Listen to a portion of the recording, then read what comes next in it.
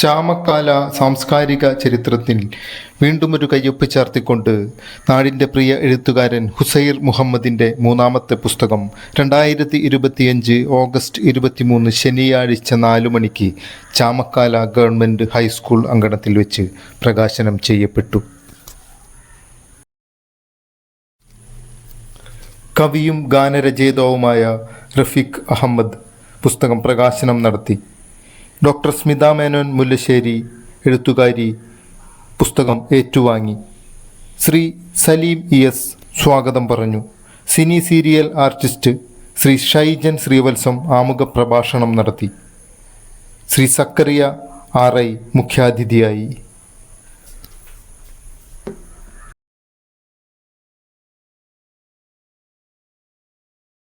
മൂന്നാമത്തെ പുസ്തകം നോവൽ ഇന്ന് നമ്മൾ റഫീഖ് അഹമ്മദ് സ്മിത മേനോന് കൊടുത്തുകൊണ്ട് ഇന്നത്തെ ഈ ചടങ്ങ് നടക്കും.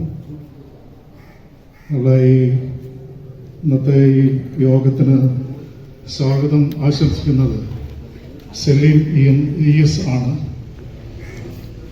ഈ പ്രദേശത്തിൻ്റെ സംസ്കാരത്തെക്കുറിച്ച് പറയുമ്പോൾ, മുൻ തലമുറയെക്കുറിച്ച് പറയുമ്പോൾ പേരെടുത്ത് പറയേണ്ട നിരവധി വ്യക്തിത്വങ്ങളുണ്ട്. അതിൽ തന്നെ നമുക്ക് മാർഗദർശിയായി നിന്നവരും നമുക്ക് കരുത്തായി പ്രവർത്തിച്ചവരുമൊക്കെ എന്നിരുന്നാലും കൈപിടിച്ച് നമ്മളെ കരുത്തരാക്കിയവരെ, മാർഗദർശിയായവരെ സ്മരിക്കേണ്ടത് തന്നെയാണ്. ഇവിടെ ഔപചാരികമായി സ്വാഗതം പറയുന്നതിന് വേണ്ടിയിട്ട് ആരുടെയെങ്കിലും പേര്, എല്ലാവരുടെയും പേര് പറയുക എന്നുള്ളത് അത് അസാധ്യമാണ്. അപ്പോൾ അതുകൊണ്ട് ഈ ചടങ്ങിൻ്റെ സ്വാഗതം ആശംസിക്കുന്നതിന് വേണ്ടി സംസ്കാരത്തിൻ്റെ കൺവീനർ ശ്രീ ES സലീം അവരുടെ സ്നേഹപൂർവ്വം ക്ഷണിക്കുന്നു. ഈ കൂട്ടായ്മ രൂപപ്പെടുന്നത് ഒരു കണക്കിന് ഇതൊരു പുതിയ കാര്യമല്ല. മുൻ പ്രവർത്തനങ്ങളുടെ ഒരു നൈരന്തര്യത്തിൻ്റെ ഭാഗമായിട്ടാണ് നമ്മൾ സംസ്കാരം കൂട്ടായ്മ രൂപപ്പെടുന്നത്. സംസ്കാരത്തിൻ്റെ പേര് പറയുമ്പോൾ ഒരിക്കലും മറക്കാൻ പറ്റാത്തൊരു പേര് ശശിചേട്ടനാണ്. TA ശശി ചർച്ച ചെയ്യപ്പെട്ടത്. ഇപ്പോൾ ശിരോലിഖിതത്തിൽ എത്തി നിൽക്കുമ്പോൾ ഞാനൊരു ആദ്യ വായനക്കാരനാണ് ശിരോലിഖിതത്തിന്റെ. അതിന്റെ ഉള്ളുകളിലേക്കൊന്നും ഞാൻ പോകുന്നില്ല. എന്നാലും അതിന്റെ നമ്മൾ മനസ്സിലായൊരു കാര്യം, വളരെ ലഘുവായ, അധികം സാഹിത്യമൊന്നും കൂട്ടാതെ ഇതുവരെ നമുക്ക് മനസ്സിൽ പിടിച്ച ഒരു 2 വരി ഞാനിവിടെ ഇതിന് മൂളുകയാണ്.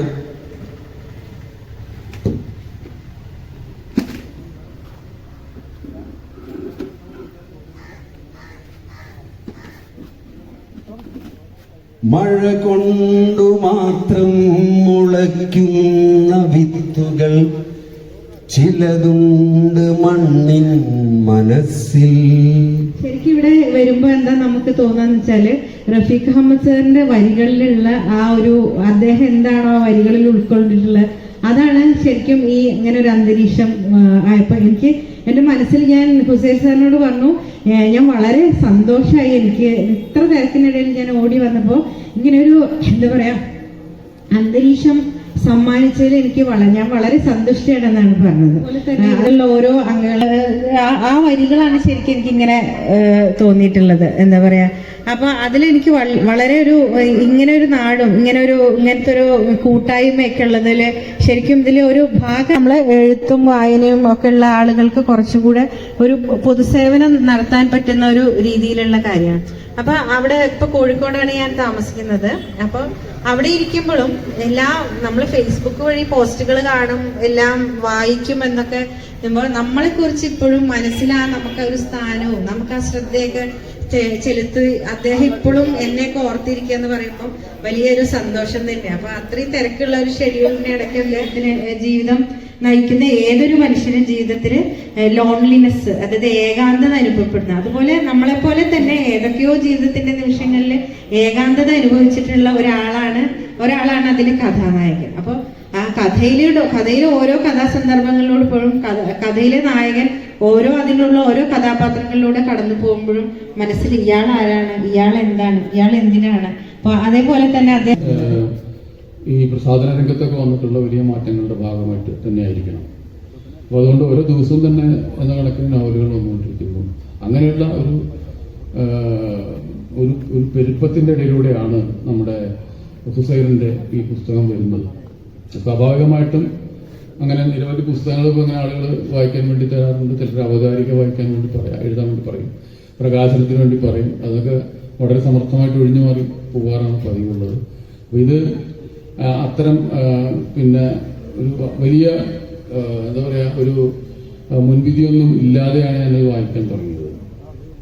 അപ്പോൾ എനിക്ക് തോന്നിയ സംഗതി ഇത് വളരെ അനുഭവങ്ങളുടെ ഒരു അതിന് ചൂട് ഉള്ള എങ്ങനെയാണ് ഇത്രയും ഇതിലിപ്പോൾ കേരളത്തിൽ മാത്രം നടക്കുന്ന കാര്യമില്ല. പഞ്ചാബ് പോലൊരു സ്ഥലത്ത് മറ്റു സ്ഥലങ്ങളിലൊക്കെ ഉള്ള അവിടുത്തെ ഒരു സാമൂഹ്യ ചുറ്റുപാടുകളിൽ ജീവിക്കുന്ന കഥാപാത്രമാണ് ഇതിൽ വരുന്നത്.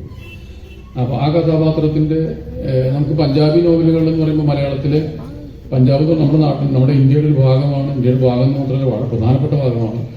ഭക്ഷണം നമുക്കൊക്കെ തരുന്നതിൽ പ്രധാന പങ്കുവഹിക്കുന്ന ഒരു നമ്മളെ ഊട്ടി പോറ്റുന്ന ഒരു സംസ്ഥാനങ്ങളുടെ ഒന്നാണത്. അവിടെ ഈ കർഷക സമരമൊക്കെ ഇതിൽ വരുന്നുണ്ട്, ഈ നോവലിൽ വരുന്നുണ്ട്. അവിടുത്തെ കർഷകരൊക്കെ അനുഭവിക്കുന്ന പ്രശ്നങ്ങളും ഒക്കെ നമ്മുടെ ഈ അടുത്ത കാലത്തൊക്കെ നോവലിന്റെ വേറൊരു വളരെ സവിശേഷമായ ഒരു സംഗതി എന്ന് പറയുന്നത് ഇതിന്റെ ഒരു ജീവിത മുഖത്വമാണ്.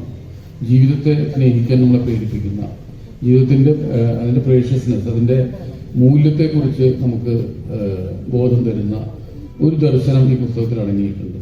ഒരു ജീവിതോന്മുഖത്വം എന്ന് പറയുന്നത് ഇന്നത്തെ കാലത്ത് വളരെ പ്രധാനപ്പെട്ട ഒരു കാര്യം തന്നെയാണ്. കാരണം ജീവിക്കാൻ നമ്മളെ പ്രേരിപ്പിക്കുന്ന ഒന്ന്, നമുക്ക് നമ്മുടെ ഒരുപാട് നൈരാശ്യങ്ങളിൽ നിന്ന്, ഒരുപാട് ജീവിതത്തെക്കുറിച്ചിട്ടുള്ള നെഗറ്റീവായിട്ടുള്ള ഒരുപാട് ചിന്തകളിൽ നിന്ന് നമ്മളെ മോചിപ്പിക്കുകയും ജീവിതം എന്ന് പറയുന്നത് വളരെ വിലപ്പെട്ട ഒന്നാണെന്നുള്ള ആ അറിവ് തരികയും ചെയ്യുക എന്ന് പറയുന്ന ഒരു പുസ്തകത്തിൽ തരാൻ പറ്റാവുന്ന ഒന്നാണ്. അതുപോലെ തന്നെ സൗഹൃദങ്ങളുടെ ഒരു സംഗതിയാണ് ഇതിൽ. സൗഹൃദങ്ങളുടെ വലിയ ശക്തി നോവലിൽ നമുക്ക് വായിച്ചാൽ മനസ്സിലാക്കാൻ കഴിയും. ഞങ്ങളുടെ നാട്ടിലെത്തുമ്പോൾ ഞങ്ങളുടെ നാട്ടുകാരൻ കൂടിയായിട്ടുള്ള ഷെയ്ഖ് റാഫിയുടെ ചിത്രം റഫീഖ് അഹമ്മദ് സാറെന്ന പ്രസിദ്ധ സംവിധായകൻ KB മധുവും CJ പോൾസണും കൂടി ചേർന്ന് കൈമാറും. ഈ സമയത്ത് റാഫി അതിന് അന്തർദേശീയ ചിത്രകാരൻ URF Asia and India book of record holder Syed Shafi Rafeeq അഹമ്മദിന്റെ ചിത്രം വരച്ചത് സംവിധായകൻ KB മധുവിൻ്റെയും CJ പോൾസിൻ്റെയും സാന്നിധ്യത്തിൽ കവിക്ക് കൈമാറുന്നു. MCK മുഹമ്മദ് ബഷീറിൻ്റെ മകൾ ലിംന ബഷീർ വരച്ച റഫീഖ് അഹമ്മദിൻ്റെ ചിത്രം സഖാവ് പ്രോവിൻ്റിൻ്റെയും KR ജോഷിയുടെയും സാന്നിധ്യത്തിൽ കവിക്ക് കൈമാറുന്നു. എഴുത്തുകാരി ഡോക്ടർ സ്മിത മേനോൻ മുല്ലശ്ശേരിക്ക് മറ്റൊരു ആരോഗ്യ പ്രവർത്തക നിമ്മി ഹരിലാൽ ചിത്രം വരച്ചത് കൈമാറുന്നു. ഉണ്ണികൃഷ്ണൻ തൈപ്പറമ്പത്ത് ഡോക്ടർ സ്മിത മേനോന് ചിത്രം കൈമാറുന്നു.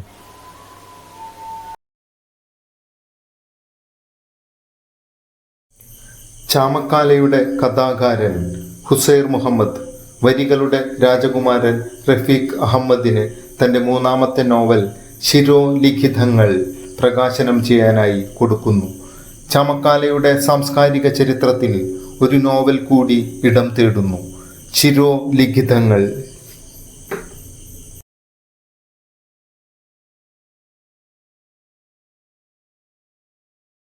എന്നെ സ്നേഹിക്കുന്ന, ഈ നാടിനെ സ്നേഹിക്കുന്ന, സാഹിത്യത്തെയും കലയെയും സ്നേഹിക്കുന്ന ഈ പ്രിയപ്പെട്ടവരുടെ സാന്നിധ്യത്തിൽ അത് നിർവഹിക്കപ്പെട്ടത്. എൻ്റെ ആദ്യത്തെ പുസ്തകം നേരത്തെ സ്വാഗത പ്രസംഗകൻ സൂചിപ്പിച്ചതുപോലെ നിഴൽ ചിത്രങ്ങളാകും മുമ്പേ എന്നതായിരുന്നു. 33 വർഷത്തെ സർക്കാർ സർവീസിൽ നിന്ന് വിരമിച്ചതിന് ശേഷം അന്നത്തെ ഓർമ്മകളുടെ പല പല ചിന്തകൾ കോറിയിട്ടതാണ് നിഴൽ ചിത്രങ്ങളാകും മുമ്പേ എന്ന പുസ്തകം. രണ്ടാമത്തെ പുസ്തകം അകലെ, ഓഗസ്റ്റ് ബുക്സാണ് അത് പ്രസിദ്ധീകരിച്ചത്. എൻ്റെ യാത്രയുടെ ഓർമ്മകളും കുറെ ജനങ്ങളുടെ സ്വാതന്ത്ര്യ ചിന്തകളും അഭയാർത്ഥികളുടെ ദുരിതങ്ങളുമൊക്കെ പ്രമേയമാക്കി അതെന്റെ മനസ്സിനെ വല്ലാതെ വിമിഷ്ടപ്പെടുത്തിയപ്പോൾ അതൊരു നോവലായി രൂപപ്പെട്ടതാണ്. അതാണ് അകലയുടെ പിറവി. വളരെ പരിഭ്രമത്തോടു കൂടിയും സങ്കോചത്തോടു കൂടിയാണ് അകലെ 2 വർഷങ്ങൾക്ക് മുമ്പ് ഇതേ വേദിയിൽ വെച്ച് പ്രസിദ്ധീകരിക്കപ്പെട്ടത്. ഇപ്പോൾ അകലെയെക്കുറിച്ച് ഓർത്ത് എനിക്ക് കുറച്ചൊക്കെ അഭിമാനം തോന്നുന്നുണ്ട്. കാരണം 38ാമത് വ്യാസ അവാർഡ് ആ പുസ്തകത്തിനായിരുന്നു. അതുപോലെ തന്നെ ഹബീബ് ഓലപ്പാട് സ്മൃതി പുരസ്കാരവും ആ പുസ്തകത്തിനായിരുന്നു. ഞാനെന്ന വ്യക്തിയെ മറ്റുള്ളവർ അറിയാൻ തുടങ്ങിയതും അകലെ എന്ന പുസ്തകത്തിലൂടെയായിരുന്നു.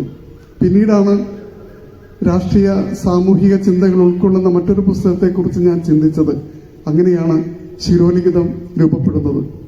ശിരോലിഖിതം ഒരുപാട് പേരുടെ തലയിലെഴുത്താണ്. ഒരുപാട് പേരുടെ, എനിക്കറിയാം ഇവിടെ ഇരിക്കുന്ന പലരും, ഇവിടെ വരാത്ത പലരും, അവരുടെയൊക്കെ ജീവിത ചിന്തകളിലൂടെ ഞാൻ കടന്നുപോയപ്പോൾ എനിക്ക് കിട്ടിയിട്ടുള്ള ചെറിയ ചെറിയ ക്യാപ്സൂളുകൾ ഒരുമിച്ച് വെച്ചാണ് ഞാൻ ആ കൃതി രൂപപ്പെടുത്തിയത്. അതും നിങ്ങൾ സ്വീകരിക്കുമെന്ന് എനിക്ക് ഉറപ്പുണ്ട്. ചേർന്ന എല്ലാവർക്കും മെഹഫിലിന്റെ പേരിലും അതുപോലെ സംസ്കാരം കൂട്ടായ്മയുടെ പേരിലും നന്ദി രേഖപ്പെടുത്തുന്നു.